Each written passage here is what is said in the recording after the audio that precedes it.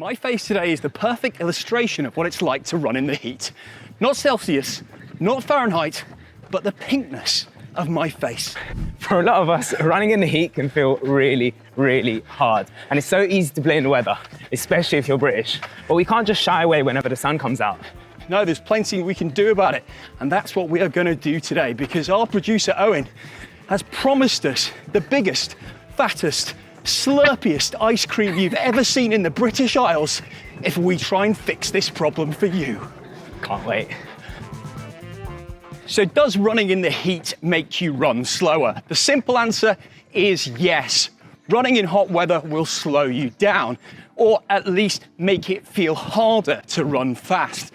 But that doesn't mean every race or training session in hot weather has to be a struggle. Yeah, there could be about a 10% difference in paces when running in cooler conditions, so let's say around 8 degrees Celsius, compared to warmer conditions, so around 25 degrees Celsius. Yeah. And that really adds up. That could be around an 18-minute difference for a sub 3-hour marathon, could be around a 24-minute difference for a 4-hour marathon, and a 30-minute difference for a 5-hour marathon. That's more than I thought. When we exercise, our body generates heat through movement, and we begin to sweat in an effort to cool ourselves down and maintain that stable core temperature.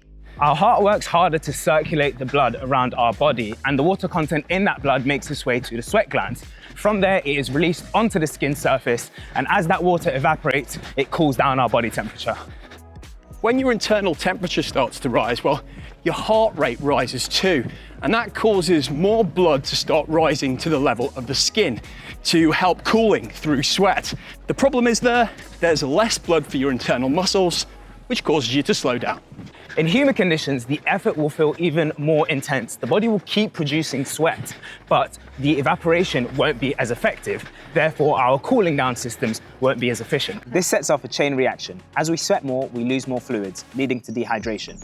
When we're dehydrated, there's less plasma in the blood, making it harder for the heart to circulate it efficiently. So essentially, your heart rate starts to go into overload. Is that what happened to you during London last year? Oh, 100%. Yeah. It was earlier this year, and my heart rate was so high in London Yeah. from the jump. Not something I'd ever experienced before. Because it was so hot. Because it was so hot, and I Yeah. trained like through the winter block, which, was a very, very interesting one to have to try and respond and adapt to on the day. Yeah. But I think you had a very similar situation in Malaga where it Yeah. was quite hot as well. Yeah, mate, I was really cautious in Malaga because I knew it was going to be really hot, even though it was December in Spain. And I was going for a PB, so I was like, how much is that going to affect me? Yeah. And it did. Yeah, were you still able to get that PB? Just. Fantastic, and I'm guessing it's because of the points we're just about to talk about. Exactly. Exactly that. Oh, Mo, since we're talking about the heat, you know what else is hot? What? People who subscribe and like to the running channel. Oh, I couldn't agree more. All right, so now we're just gonna run you through a few simple tips on how to train in the heat. Tip number 1, plan your hydration. We get more dehydrated as we sweat more. And if we're going out for a long run, we're going to lose more water while we are running. So it's essential that we hydrate well before we go out. And if we're going out for more than 30 minutes, worth bringing some water with you. Try not to drink to thirst. Take on water regularly as you run. It can take 10 minutes or more for the water we drink to affect our physical hydration, so drink little and often. You might want to wear a hydration pack or a belt which can hold a soft flask. And know where you can get more water if you need it. That could be a public water fountain or taking a means of payment to buy more water while you're out. Tip number 2 is adding electrolytes to your drinks. Sweat is mostly made up of water, but it also carries electrolytes, important minerals like sodium and potassium that your body needs to function properly, especially when it's hot out. Electrolytes help keep your fluid levels balanced, support your muscles, and keep your nerves and heart working the way they should. When you sweat a lot and only replace fluids with plain water, you can throw off that balance, sometimes in a serious way. In extreme cases, it can lead to something called hyponatremia, which can be very dangerous. That's why it's important to replace both water and electrolytes when you're training in the heat. You can do this with a sports drink, electrolyte tablets, or powders mixed into your water, whatever works best for you. And it's smart to do this before, during, and after your runs. Number 3, think about when you run. Now, this might actually seem like a complete no-brainer, but you've got to think about the time of day and when the heat's going to be worse. So it is best to get out in the morning before that heat's built up, but second best time is much later at night. Before you head out, make sure you're well hydrated and have a light snack. Keep in mind that heat can affect your digestion.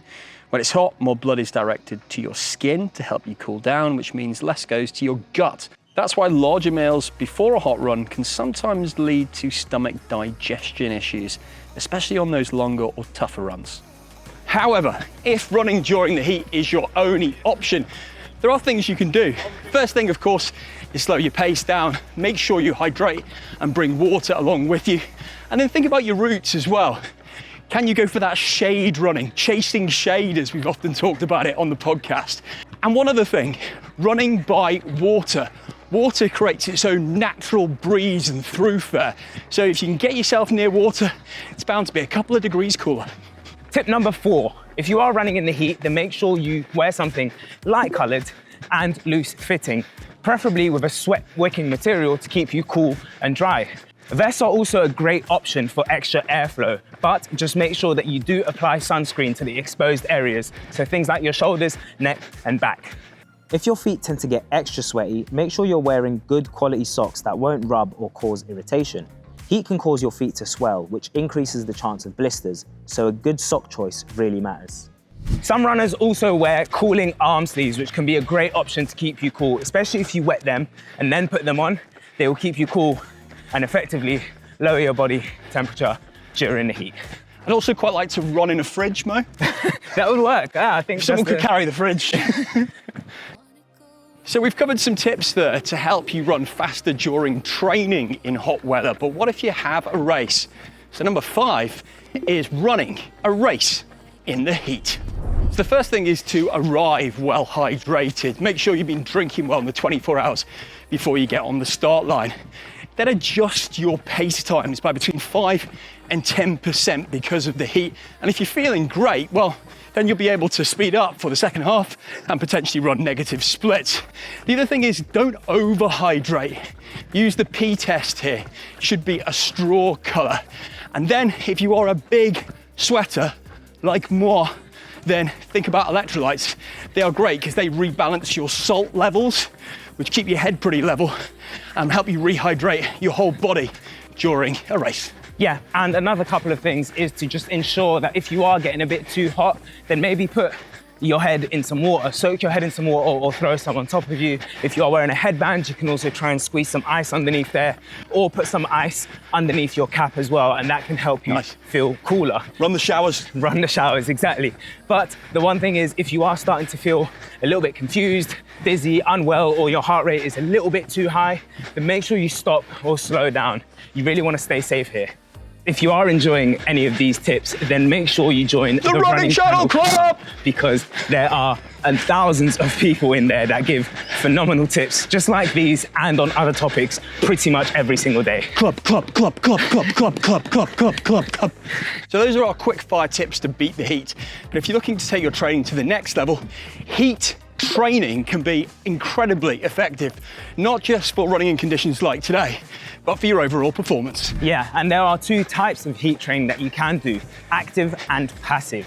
Active heat training involves putting your body intentionally through harder and hotter conditions. So that could be things like running in higher temperatures or layering up so you can raise your core body temperature. You know all about that, Rick, don't mate, you? I've just done this. Wore a heat suit, an all-out 5K on a treadmill, unbelievably sweaty, wet through. But when I came out of it, I found the heat outside much easier to deal with. It was brutal, and it might sound contradictory because we've spent most of today telling you how to cope with training in the heat, and now we're telling you to actually do it. Passive heat training typically involves exposing yourself to heat after a run or a workout. So this can be things like jumping in the sauna or running yourself a very hot bath. It gives you the same sort of benefits as active heat training. However, it is of course less physically demanding on the body. There's evidence that passive heat training can make running in the heat feel easier by enhancing endurance performance, including increased time to exhaustion and improved VO2 max. The studies have involved both male and female participants, from healthy, untrained individuals to competitive long-distance runners, showing that heat training can benefit your running no matter what your fitness level. The thing is though, the benefits are there to be seen. Heat training improves your thermoregulation. Essentially, that means your body learns to cool itself more efficiently in order to keep your core temperature as close to normal as possible. Your cardiovascular efficiency will improve, which means your heart won't have to work as hard to pump blood around the body, delivering those oxygen to those muscles, which then allows you to work harder for longer. So heat training is going to prepare you for tough training sessions and also race day. It will give you that psychological edge to prepare you for all the elements. While this video is here to help you run faster in the heat, it's also important to be aware of the potential risks that running in the heat and heat training can have on your body. The primary risk of running in the heat is dehydration. Yeah. Your body loses a significant amount of fluids and salts, essential salts, when you're running in the heat, and it can be really hard to take on as much as you lose.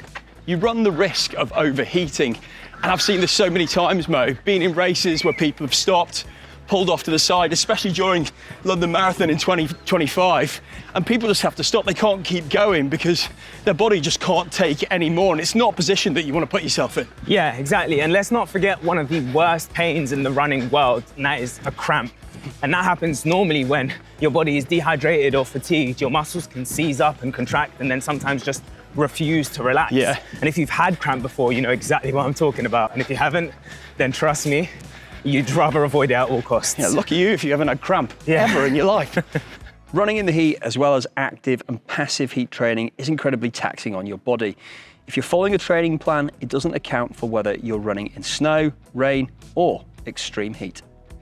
But that means you need to manage your training carefully, because a hard session in the heat is going to be much tougher than a hard session in cooler conditions. So make sure you get yourself a lot of rest and take a long time to recover before your next big session. Hopefully this video has given you some decent tips on how to run in the heat so you're more prepared next time when you get out and it's like this.